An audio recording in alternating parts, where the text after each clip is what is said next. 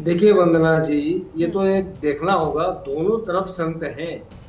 एक तरफ पर प्रदेश का मुखिया संत है, दूसरी तरफ हमारे शंकराचार्य है कि नहीं है, ये विवाद बात का होगा। हम्म। किंतु दोनों संत तो है, ये स्पष्ट है। हम्म। तो मैं तो एक बात कहूंगा कि कबीरा खड़ा बाजार में मांगे सबकी के, ना काहू से दोस्ती ना काहू से बैर। परंतु एक हाँ।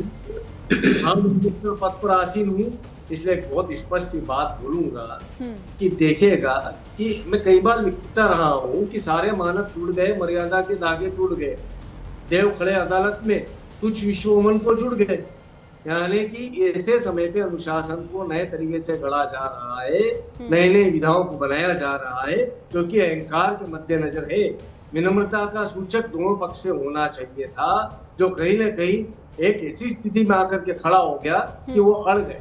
ये उचित नहीं है। हम यदि शंकराचार्य की महानुशासन संहिता को पढ़ेंगे तो उसके अंदर व्यवस्था दी है कि जी। चारों मठों के अधिकारी या धर्माधिकारी, कहीं पर भी कोई विवाद होता है तो शासन के साथ मिलकर, शासन सबसे अंतिम चीज है, चारों मठों के उच्चतम अवस्थाओं के साथ में मिल करके, उस समय के तत्कालिक संतों के साथ में मिल करके, जैसे आज की अखाड़ा परिषद है, जैसे आज के और भी संत है, उनके साथ मिल करके इसको सुलझाए। अन्यथा यह जगह सही का मामला है। मैं ये कह सकता हूँ कि 73 श्लोकों के अंदर कहीं पर भी यह नहीं लिखा है कि शासन के अहंकार को भी बर्दाश्त किया जाए। शासन को भी अहंकारी नहीं होना चाहिए, नहीं हमें हठी होना चाहिए। तो सब विषय यह है वंदना जी कि जितने भी धर्माधिकारी हैं, विशेष तौर पर शंकर पीठ के जो आचार्य हैं, उन लोगों को अपने केंद्रों से शिक्षा और संस्कारों की गतिविधियां चलानी चाहिए। तो हमें तो यह भी देखना है कि कालनेमी कौन है, कौन सा महंत, कौन सा महामंडलेश्वर, कौन सा संत कालनेमी है। इसको भी शासन को स्पष्ट करना चाहिए। हाँ। जो जिनके मुखिया का कहना है कि कालनेमी यहाँ पर है, उत्तराखंड में निकाला है ना अभियान, कालनेमी अभियान। कितने कालनेमियों को उन्होंने स्पष्ट किया, जो उच्च पदों पर आसीन थे उनको भी स्पष्ट करे। तो शासन को इस चीजों को समझना होगा। अंततः वंदना जी, जो राजनीति है ये जातिवाद के ऊपर आएगी, गाय के ऊपर आएगी, कुंभ की व्यवस्था पर आएगी, शासकीय लाभ लेने की अवस्थाओं पर आएगी। तो बहुत स्पष्ट सियासी एंट्री भी इसमें हो गई है ना। अब तो राजनीति के भी आरोप लग रहे हैं। खुद रामभद्राचार्य जी आरोप लगा रहे हैं, एच एस रावत जी, वो कह रहे हैं कि शंकराचार्य कुछ पैसों के लिए ये सब कर रहे हैं, अखिलेश यादव के इशारे पर।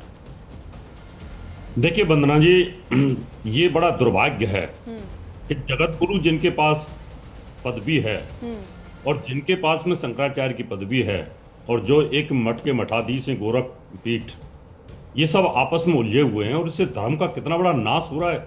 बिल्कुल इसी पर पर्दे डाल के मुझे लगता है बच्चों की तरह लड़ रहे हैं, और हम ऐसे कर रहे हैं जैसे हिंदू और मुसलमान डिबेट कर रहे हैं। मुझे शर्म आती है कि इनके बीच में इनकी बातों को, जगत गुरु शंकराचार्य के खिलाफ अगर वो बोलते हैं इस बात को, एक सन्यासी, उन्होंने सन्यास धारण कर रखा है, वो एजुकेटेड हैं, वो बाकायदा स्वरूपानंद सरस्वती जी के शिष्य दंडी स्वामी रहे हैं, और उनको दो पीठ के शंकराचार्यों ने बाकायदा उनका पटाभिष किया है, उनका अभिषेक किया है, और तीसरे शंकराचार्य ने भी उनको समर्थन दिया है। फिर उनको कालनेमी बोलना, उनको जगह न देना, और जगह जब दे दी है और फिर कहते हैं कि आपको नोटिस दिया जाएगा।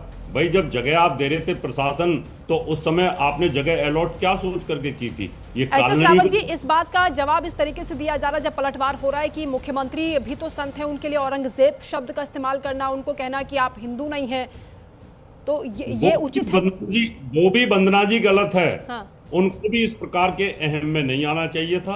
शंकराचार्य को अपनी मर्यादा में रहना चाहिए, इतना आवेश उचित नहीं। दुर्वासा ऋषि तो है नहीं कि भाई ठीक है आपको बहुत तुनक मिजाज होना चाहिए। शंकराचार्य को भी बहुत धैर्य रखना चाहिए था। उनको एक प्रदेश के मुख्यमंत्री के खिलाफ इस प्रकार की बातें नहीं करनी चाहिए थी। और मैं उनका इसका विरोध करता हूँ कि कोई भी संत जो है इस प्रकार की भाषा ना बोले, क्योंकि जब संत इस प्रकार की भाषा बोलेंगे सनातन धर्म बचेगा कहाँ?